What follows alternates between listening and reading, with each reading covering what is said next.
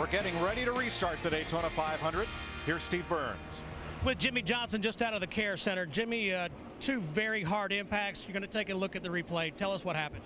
Yeah, I'm good. You know, the last hit when I got hit in the door was pretty hard, but we're just all trying to make our lane work, and a lot of energy in the lane. I was kind of pushing the 78 a little bit. I could feel some help from behind, and just turned me around, sent me down to the inside lane and back up to the outside lane. And then when I was sitting in the middle of the racetrack, I knew at some point someone was going to come along, and unfortunately, you know, David Reagan, I know where to go, but unfortunately got drilled by him pretty hard. So, man, I'm just really, really bummed to start the season this way.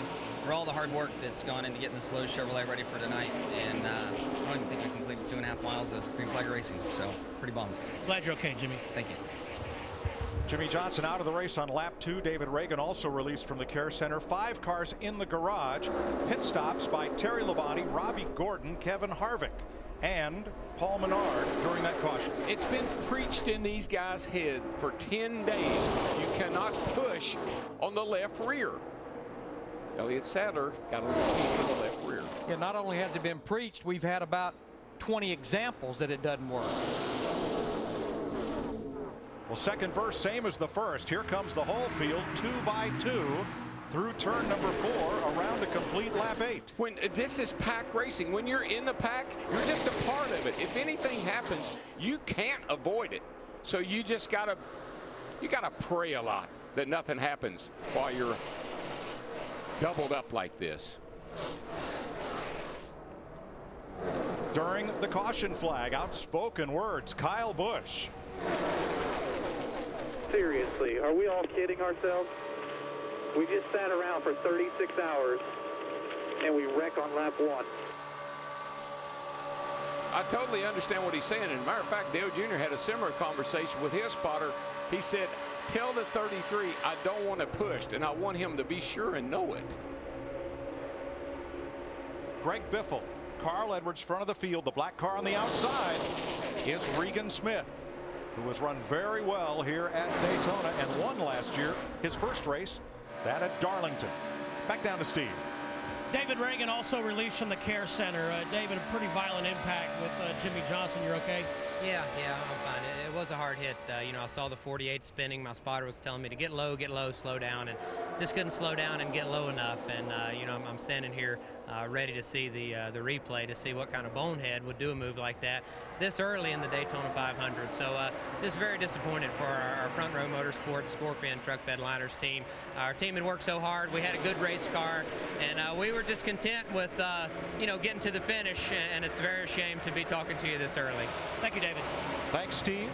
Here comes Regan Smith, who moved in the offseason to Denver, Colorado with his new bride to be close to his race team. The 78 is the only team based outside the greater Charlotte area, and that Furniture Row car is trying to force its way to the front. You know, last year at this time, we probably said he's a long shot. You know, he doesn't have much of a chance. After winning Darlington and the way that car has run last year, he's not a favorite, but he's certainly in there. Yeah, he was in a position to win this 500 last year, probably with 10 or 12 laps to go, and got caught up in a late race accident. Just moved to Denver, but no stranger to snow. He grew up outside Syracuse. You're looking at Marcus Ambrose. I like Tasmania, who won his first race last year, as did Smith. He was the winner at Watkins Glen. This is our little side view, folks. A little camera we got mounted on the door of the car that's run along beside the 9 there of Marcus Ambrose. And it's a great shot because in the corners you can really see how far down in the track these cars sink. So much G-force in the turn. Look at the side of the car in the turn. Then when it comes up on the straightaway, you'll see that gap open back up. And when it opens up like that, the drivers say that's when the car is real vulnerable to getting pushed. It gets real light. Hard to drive. Ford back to the front. Greg Biffle leading Carl Edwards in blue and white, and Matt Kenseth in blue and yellow. Those are 3 of Jack Roush's fast Fords that everyone feels will be contenders for this win tonight. I think Greg Biffle, I hope he learned a lesson in his qualifying race. He had the fastest car in his qualifying race. On the last lap, he tried to block his teammate who went on to win the race, and he ended up finishing 5th. So as hard as it is, you've got to work with somebody. You can't be defensive all day long. But you're right, those three Roush Fenway drivers right there, Biffle, Edwards, and Kenseth, they've been fast all week. And this is Roush Fenway's 25th year. Back straight away. One car around sideways. It's Ryan Newman.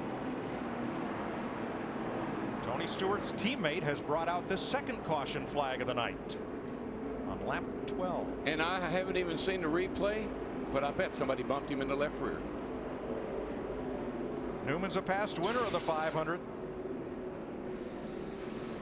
Here he is. No, no, nobody bumped him. He looks like he just lost it. Maybe had a tire issue. I think he's got a tire down, Larry. The way that thing's sparking and everything, he's got a tire down. A single car spin puts us under the second caution flag of the night, and the sparks fly. Yeah. And you can see the right rear tire. These cars have safety interliners inside the tires, so they don't go flat to the rim, which is a good thing at 200 miles an hour.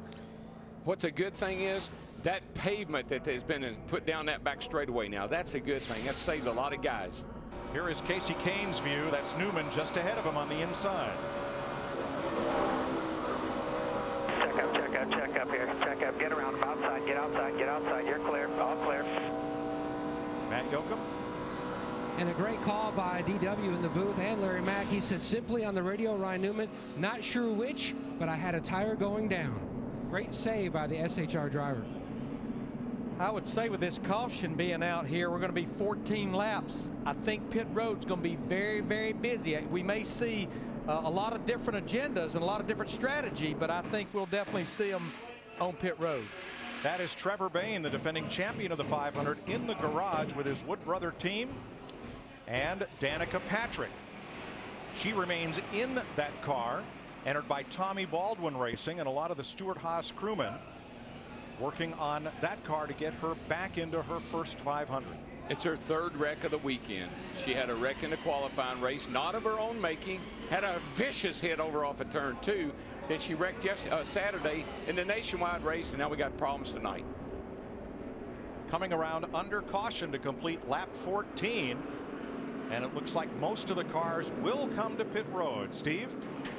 Regan Smith in the 78 Mike saying that he is pleasantly surprised with the handling of his number 78 Chevy. It's going to be fuel only for Regan Smith, Krista.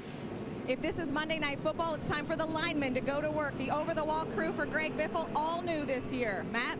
Drew Blickensberger calling for just one can of fuel. No tires for 31, Dick Berggren. Carl Edwards finished second in points last year. He finished second in last year's Daytona 500. The Golden Age stock finishing second and win this thing. Well, Edwards does win the race off pit road. Hardly anyone took tires. And Newman's got further problems. And that was a huge roadblock for a lot of drivers trying to get in and out of their pits. Second caution flag of the day, a single car spin for Ryan Newman.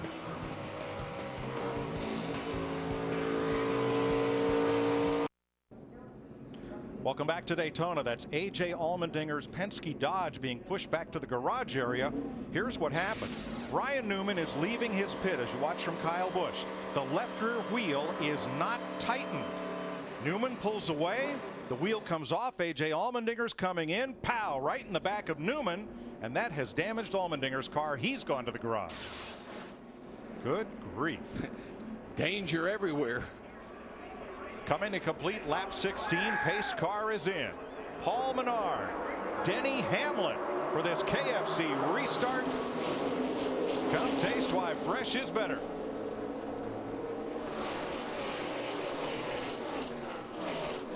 Menard and Hamlin did not pit under this caution flag. Menard has been in earlier on the first caution. And Paul Menard from Wisconsin, who also got his first win last year at the Brickyard, getting a push from the 99 of Carl Edwards. Paul Menard, one of those drivers, had to start at the rear of the field because he was in a backup car from the crash on Thursday's Gatorade Dual race. Regan Smith third, and Joe Gibbs Toyota teammates Denny Hamlin in the 11 and Joey Logano in the 20. Third and fourth with Greg Biffle, Jeff Burton, Matt Kenseth, and Marcus Ambrose. Hamlin to the outside and to the lead. 3 wide there coming to the start finish line, and Hamlin took advantage of that Carl Edwards pulling out behind Menard there and got a real nice draft. Yeah, Carl Edwards in the 99, he's what we call the sucker hole. He got trapped in the middle with no help. Just see him drifting backwards. He thought he was going to get by Menard, but he didn't get any help. 195-mile-an-hour bumper cars. Hamlin down to the bottom, picks up Menard as his drafting partner. You know, that 78 car, of all the races we've had down here this weekend, that 78's always been right at the front. Every race we've seen. Ford's in the outside lane, the high groove. Biffle in the 16, Kenseth the 17. And Kyle Busch coming up the outside in the number 18 Toyota. Steve Burns. With Trevor Bayne, a lot of work going on the race car. Two questions, Trevor. What happened, and can you get back in this race? I have no idea what happened. I haven't seen it yet, but this is devastating for this team, man. We sat here for a couple days waiting to race, and something happens on lap 1. So what do? I tried to get as low as I could. I couldn't see what was going on. They were just crashing up top, so I got low, got slowed down, and at the last second, I think it was a 34 car, hit us in the right side door and sent us into the grass. The only thing we really touched was the grass. I guess it's so wet it just ripped apart the front of the car. So, man, it's tough. These guys worked so hard for this race, and we're looking forward to it. I hate the way that we're sitting here in the garage, but they're trying their best to get it back out here. We're doing everything we can. I thought it'd be minor damage so it would get us out there faster, but it's put us in the garage for a long time. So, Trevor, we'll take a look at the replay and see what happened. Yeah, I don't know, man. I don't understand what happened or why they got so antsy or who got turned sideways at first, but you know, you think that everybody's going to be patient after you wait for that long, that you're just going to be calm. And I had just said coming off of turn 4, I said, hey guys, I'm in the right place. I'm going to hang out back here for a little while and stay out of trouble. And as soon as I let off the mic, he said they're checking up the wrecking, and I slowed down the best I could and got out of the way as best I could, and we still got in it somehow. So I hate this for our Ford Racing team here. It's tough, but we'll be back. It just stinks we got wait another year to try to get another 500. Thanks, Trevor. Thank you. Thank you, Steve. Carl Edwards got knocked all the way back to 11th place. A lap ago, he was up battling for the lead. Looking back at Jeff Gordon, the red car, and Brad Keselowski in the blue car. Down at turn 1. That's frustrating, Mike, because he was right up there battling for the lead with Menard. But when he tried to make the pass on Menard, he got stuck in the middle. And then you get really frustrated as a driver trying to find a place to get back in line, and that's when sometimes you get in trouble. Denny Hamlin and his teammate Joey Logano are Toyota top performers at lap 20, running first and fourth. Is there any advantage at the front of the pack to running single file?